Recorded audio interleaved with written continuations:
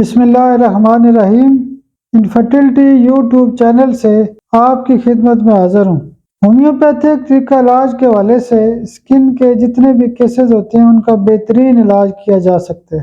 ان سکن کے مسائل کے اندر ایک بیماری ہوتی ہے جس کو یہ کہا جا سکتا ہے کہ جسم کے اوپر اور خاص کر کے چہرے کے اوپر تل بننا شروع ہو جاتے ہیں، یعنی مول جن کو کہا جاتا ہے۔ تل بہت زیادہ بنتے ہیں، پہلے ایک ہوتا ہے، پھر 2 3 4 6 10 اور آہستہ آہستہ بڑھتے رہتے ہیں۔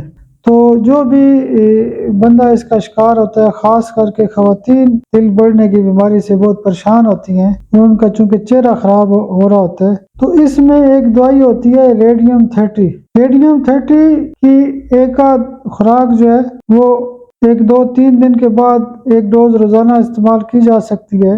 بعض اوقات اگر بیماری کی نوعیت زیادہ ہے تو ریڈیم 30 کچھ دنوں کے لیے ایک خوراک روزانہ بھی استعمال کی جا سکتی ہے۔